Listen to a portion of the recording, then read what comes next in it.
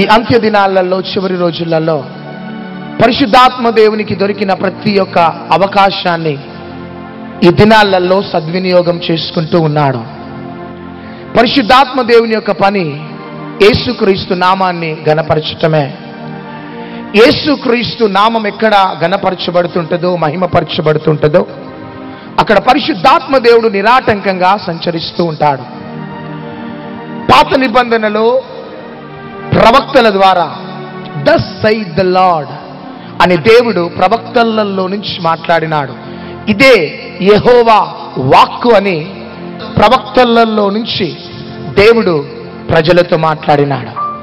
యేసుక్రీస్తు ప్రభు రాగానే యేసుక్రీస్తు ప్రభు ఇదే యెహోవా వాక్కు అనలే, thus saith the Lord అనలే, గాని నిశ్చయముగా నేను మీతో చెప్పినది ఏమనగా అన్నాడు. చప్పట్లు కొడదాం.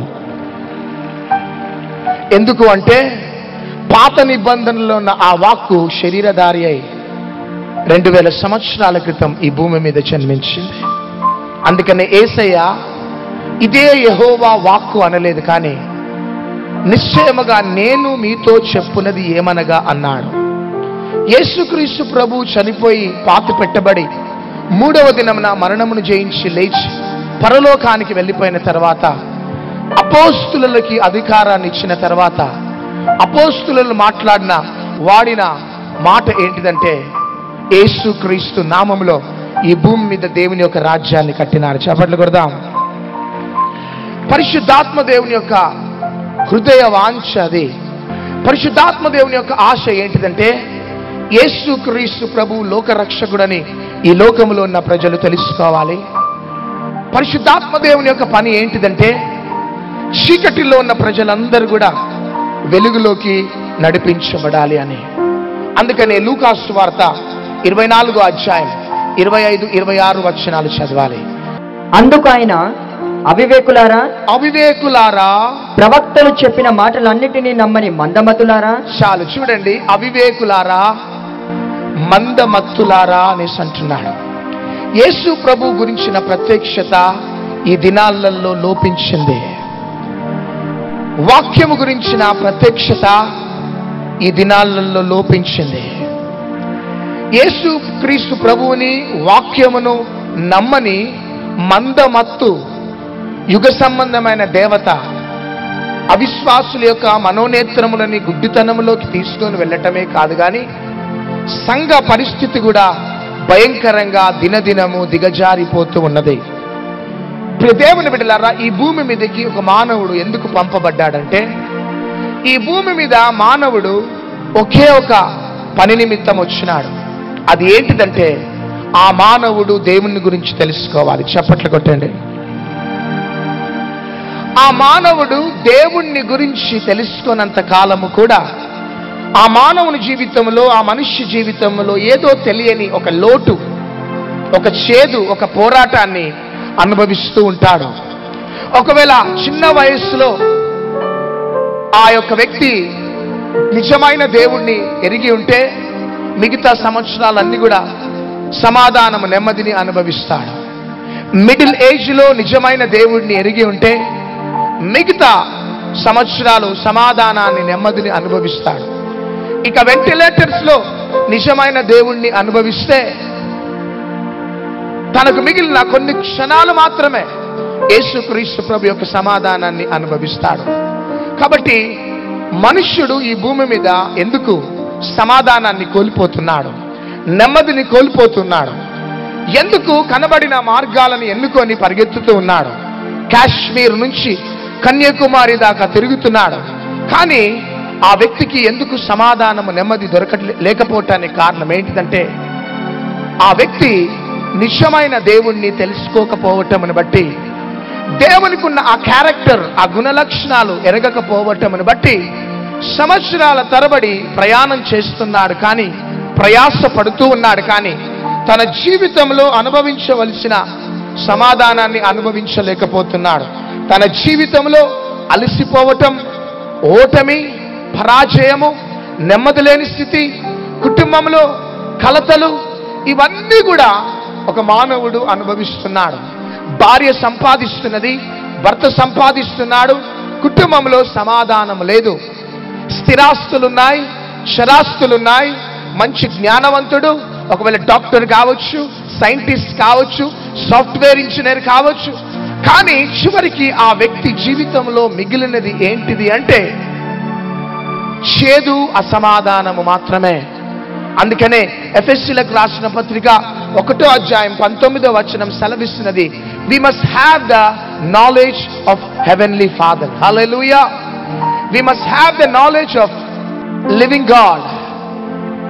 మన జీవితంలో ఆశీర్వాదాలకి, విడుదలకి రహస్యం ఏంటిదంటే మనము దేవుణ్ణి గురించిన జ్ఞానము కలిగి ఉండాలి. గట్టిగా చప్పట్లు కొడదాం. We must have the knowledge of living God. సజీవుడైన దేవుణ్ణి గురించి మనకు తగిన జ్ఞానం ఉన్నప్పుడే కానీ ఈ భయంకరమైన చీకటి లోకంలో మనం బ్రతకగలుగుతాం. ఒకవేళ నీకు డబ్బు లేకపోవచ్చు, ఆస్తి లేకపోవచ్చు, సంపద లేకపోవచ్చు, నువ్వు ఒంటరి వాడవు కావచ్చు, కానీ ఒంటరి జీవితాన్ని జీవిస్తున్నప్పటికీ కూడా నువ్వు ఏ విధంగా సమాధానాన్ని, నెమ్మదిని అనుభవించగలుగుతావంటే ఒకటే ఒక secret. The secret of our blessing is based on we must have the knowledge of living God. మన యొక్క ఆశీర్వాదాలకి, నెమ్మదికి రహస్యం ఏంటిదంటే మనము సజీవుడైన దేవుణ్ణి గురించి మనం తెలుసుకోవాలి. హల్లెలూయా. ఇది తెలుసుకోనంత కాలము కూడా మనము చేరవలసిన గమ్యానికి చేరలేం. మనము ప్రయాసపడుతూ ఉంటాము, కానీ మన జీవితంలో చివరికి మిగిలినది ఓటమి, ఓటమి, ఓటమి మాత్రమే. ఈ రాత్రి టీవీ ప్రోగ్రాం చూస్తున్నావు సహోదరుడు, సహోదరి, కానీ రాత్రి నీకు శుభవార్త. ఈ రోజు దాకా అలిసిపోయి నీ జీవితంలో విసిగిపోయినావేమో, కానీ ఈ రాత్రి నీకు శుభవార్త ఏంటిదంటే నీకు సమాధానాన్ని, నెమ్మదిని, సంతోషాన్ని ఇచ్చే ఆ దేవుణ్ణి పరిశుద్ధాత్మ దేవుడు పరిచయం చేయబోతున్నాడు. గట్టిగా చప్పట్లు కొట్టండి. బైబిల్ గ్రంథంలో ఎన్నో ప్రత్యక్షతలు ఉండొచ్చు, కానీ మహిమ కలిగిన ప్రత్యక్షత ఏంటిది అంటే యేసు క్రీస్తు ప్రభు గురించిన ప్రత్యక్షత మాత్రమే. గట్టిగా చప్పట్లు కొడదాం. Christianity is not a religion. Christianity is a revolution about one person. His name is Jesus Christ of Nazareth. గట్టిగా చప్పట్లు కొట్టండి. క్రైస్తవత్వం మతము కాదు. క్రైస్తవత్వం ఒక ప్రత్యక్షత. అది యేసు క్రీస్తు ప్రభువును గురించిన ప్రత్యక్షత మాత్రమే. ఆ యేసయ్య ప్రత్యక్షతని ప్రకటించడానికే రాత్రి పగళ్ళు పరిగెత్తుతున్నాం. ఏ ప్రత్యక్షతనైతే జిగటగల దొంగ ఊపిలో నుంచి మమ్మల్ని లేవనెత్తి ఈ స్థితిలో తీసుకొని వచ్చి సమాధానం ఇచ్చిందో అదే ప్రత్యక్షత ఈ రాత్రి మిమ్మల్ని లేవనెత్తబోతున్నది. నీ శాపాన్ని ఆశీర్వాదకరంగా మార్చబోతున్నది. నీ దుఃఖ దినములని సమాప్తం చేయబోతున్నది. హల్లెలూయా, హల్లెలూయా. కాబట్టి ఈ రాత్రి దేవుని యొక్క పేర్లలో ఉన్న రెండో పేరు యెహోవా నికాదేష్. కాదేష్ అనగా పరిశుద్ధపరిచే దేవుడు. హీబ్రూలో కాదేష్ అనే మాటకి అర్థం ఏంటిది అంటే పరిశుద్ధ పరుచుకోవటం, ప్రత్యేకముగా ఉండటం. కాదేష్ అనే మాటకి అర్థం నన్ను పరిశుద్ధపరిచే దేవుడు అని అర్థం. అందుకనే పరమగీతముల గ్రంథము 5వ అధ్యాయం 9-10 వచనాలు దయచేసి చదవాలి. స్త్రీలలో అధిక సుందరివగుదానా, వేరు ప్రియుని కన్నా నీ ప్రియుని విశేషమేమి? నీవు మా చేత ప్రమాణము చేయించుకొనుటకు వేరు ప్రియుని కన్నా నీ ప్రియుని విశేషమేమి? నా ప్రియుడు ధవలవర్ణుడు, నా ప్రియుడు ధవలవర్ణుడు, రత్నవర్ణుడు, రత్నవర్ణుడు. 10,000 మంది పురుషులలో అతని గుర్తింపవచ్చును. హల్లెలూయా. నా ప్రియుడట ధవలవర్ణుడు, రత్నవర్ణుడు, 10,000 మంది పురుషులలో అతనిని గుర్తించవచ్చునట. ధవలము తెలుపుకి సాదృశ్యం, తెలుపు పరిశుద్ధతకి సాదృశ్యం. రత్నవర్ణము ఎరుపుకి సాదృశ్యం, ఎరుపు ప్రేమకి సాదృశ్యం. అయితే ఈ ప్రియురాలు తన ప్రియుడిని వర్ణిస్తున్నది. ఏమంటున్నదంటే నా ప్రియుని యొక్క విశేషం ఏంటిది అంటే నా ప్రియుడట ధవలవర్ణుడు, రత్నవర్ణుడు, 10,000 మంది పురుషులలో అతనిని గుర్తించవచ్చును అని ఆ యొక్క ప్రియురాలు తన ప్రియుని గురించి వర్ణిస్తున్నది. అవును ప్రియ దేవుని బిడలారా, యేసుక్రీస్తు ప్రభు ఈరోజు దాకా నీకు ఏ విధంగా అర్థమైనాడో, ఆ కల్వరి శిలువలో వేలాడుతున్న ఆ యేసయ్యని చూస్తున్నావు, ఆ యొక్క నిలబడిన చేతులు చాపుతున్న యేసయ్యను నువ్వు చూస్తున్నావు, ఆ మరియమ్మ చేతిలో పడుకొని ఉన్న యేసయ్యనే చూస్తున్నావు. చాలా మందికి ఒక లిమిటెడ్ అనుభవం మాత్రమే యేసుక్రీస్తు ప్రభు. కొన్నిసార్లు తా తల్లి అయిన మరియ మీద ఒక బాలుడు కూర్చొని ఉంటాడు. ఒకవేళ అదే అనుభవం కావచ్చు నీకు ఈ సంవత్సరం, ఈ దినము దాకా. కానీ నా ప్రియ సహోదరుడు, నా ప్రియ సహోదరి, యేసుక్రీస్తు ప్రభువట ఆయన ధవలవర్ణుడట, ఆయన పరిశుద్ధుడట. గట్టిగా చప్పట్లు కొడదాం. ఈ భూమి మీద నిలబడి లోకానికి సవాలు విస్తున్నాడు. నాలో పాపం ఉన్నదని ఎవరైనా రుజువు చేయగలుగుతారా అని సవాలు విస్తున్నాడు. కామ, క్రోధ, లోభ, మదమత్సరము లేకుండా పరిశుద్ధమైన జీవితాన్ని జీవించింది ఎవరంటే నజరేయుడైన యేసుక్రీస్తు ప్రభు మాత్రమే. గట్టిగా చప్పట్లు కొడదాం. అందుకనే యేసుక్రీస్తు ప్రభు అట ధవలవర్ణుడు అని దేవుని యొక్క వాక్యం సెలవిస్తున్నదే. ఆ మహిమ కలిగిన దేవుణ్ణి ఒకవేళ క్రైస్తవుడిగా నువ్వు ఆరాధిస్తున్నావు, ఒకవేళ ఆ యేసుక్రీస్తు ప్రభు గురించి ఇంకా నీకు ఆ ప్రత్యక్షత ఇంకా నీకు తెలవదేమో సహోదరుడా, సహోదరి. అందుకనే లేవియా కాండము 1వ అధ్యాయం 17వ వచనాన్ని దయచేసి చదివి వినిపించాలి. అతను దాని రెక్కలు సందున దాన్ని చీల్చివేలను, కానీ అవయవ విభాగములను విడదీయకూడదు. యాజకుడు బలిపీఠము మీద అనగా అగ్ని మీది కట్టెలపైనే దానిని దహింపవలను. అది దహన బలి అనగా యెహోవాకు ఇంపైన సువాసన గల హోమము. యెహోవాకి ఇంపైన సువాసన గల హోమము. గట్టిగా చప్పట్లు కొడదాం. చూడండి, ఆ పరిశుద్ధుడైన దేవుణ్ణి సమీపించటానికి మన అర్పణట ఏ విధంగా ఉండాలి అంటే అది ఇంపైన సువాసనలాగా ఉండాలి. ఎందుకు అంటే యేసుక్రీస్తు ప్రభు ఎవరంటే ఆయన పరిశుద్ధుడు. గట్టిగా చప్పట్లు కొడదాం. ఆయన పరిశుద్ధుడు కాబట్టి ఆయనని సమీపించే ఒక భక్తుడు కావచ్చు, ఒక విశ్వాసి కావచ్చు, ఆయనని ఏ విధంగా సమీపించాలంటే ఆ అర్పణ ఏ విధంగా ఉండాలి అంటే ఇంపైన సువాసనలాగా ఉండాలి. హల్లెలూయా. ఈ రాత్రి నా ప్రియ సహోదరుడా, నా ప్రియ సహోదరి, ఈరోజు దాకా నిన్ను నీవు పరిశుద్ధపరుచుకోవటానికి, నిన్ను నీవు పవిత్రపరుచుకోవటానికి నువ్వు అనేక స్థలాలు తిరిగి తిరిగి తిరిగి అలసిపోయినావేమో. కానీ నీ జీవితంలో ఎటువంటి మార్పు కలగటలే. కానీ నువ్వు ఎక్కడికి తిరిగినా కానీ నిన్ను పరిశుద్ధపరిచేది ఎవరంటే కేవలము మికాదేశ్ మాత్రమే. చప్పట్లు కొట్టండి.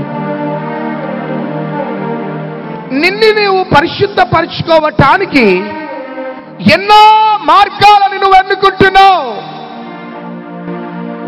ప్రజలు చెప్పిన స్థలానికి నువ్వు వెళ్తున్నావు. కానీ నీలో ఉన్న ఆ చేదైన వేరుని తొలగించేది కేవలం ఒక్కరే ఒక్కరు.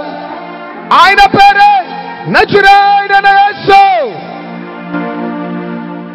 చూడండి, ఒక కాకరకాయ ఉన్నదంటే అది ఏలూరు నీళ్ళల్లో కడిగి తిన్నా చేదుగానే ఉంటది. హైదరాబాద్ నీళ్ళల్లో కడిగి తిన్నా చేదుగానే ఉంటది. అమెరికా నీళ్ళల్లో కడిగి తింటే కూడా చేదుగానే ఉంటది. ఎందుకు అంటే దాని స్వభావము చేదైన స్వభావము కాబట్టి.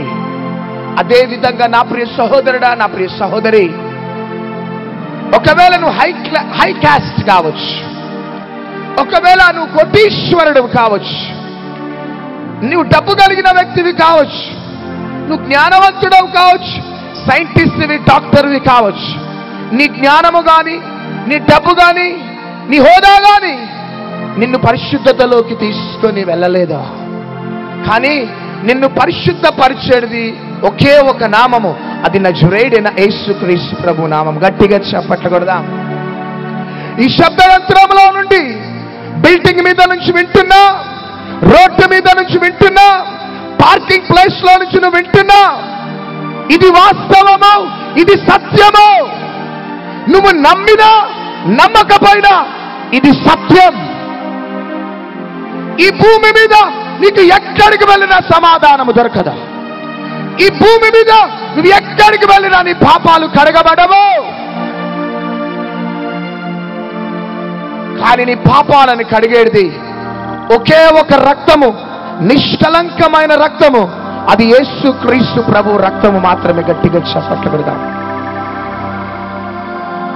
హల్లెలూయా, హల్లెలూయా. అందుకనే దేవుని బిడ్డలారా, దేవునికి జీవము లేదు. జాగ్రత్తగా వినండి, దేవునికి జీవము లేదు. ఎందుకు అంటే దేవుడే జీవమై ఉన్నాడు కాబట్టి. గట్టిగా చప్పట్లు కొట్టండి. దేవునికి శక్తి లేదు, ఎందుకంటే దేవుడే శక్తి అయి ఉన్నాడు కాబట్టి. గట్టిగా చప్పట్లు కొడదాం. దేవునిలో స్వస్థత లేదు, ఎందుకంటే దేవుడే స్వస్థత కాబట్టి. గట్టిగా చప్పట్లు కొట్టండి.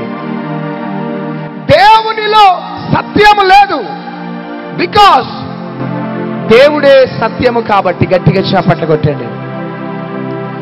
దేవునిలో ప్రేమ లేదు, బికాస్ దేవుడే ప్రేమ స్వరూపి కాబట్టి. చప్పట్లు కొట్టండి. ఒక మనిషిలో నుంచి ప్రేమ తీసేస్తే ఆ మనిషి మృగంలాగా మారిపోతాడు. ఒక పట్టణంలో నుంచి ప్రేమ తీసేస్తే ఆ పట్టణము నరకంలాగా మారిపోతుంది. కానీ దేవునిలో నుండి మనం ప్రేమ సపరేట్ చేయలేం, బికాస్ గాడ్ ఈజ్ లవ్. దేవుడే ప్రేమ స్వరూపి. హల్లెలూయా. ఇంకొక సత్యం ఏంటిదంటే, పరలోకంలో దేవుడు లేడు. షాక్ అయిపోతున్నారా? పరలోకంలో దేవుడు లేడు, కానీ పరలోకం అంతా దేవునిలోనే ఉన్నది. చప్పట్లు కొట్టండి. Eternity is in God. God is eternity. పరలోకం అంతా కూడా ఆ దేవునిలోనే ఉన్నది. నా ప్రియ సహోదరుడా, నా ప్రియ సహోదరి,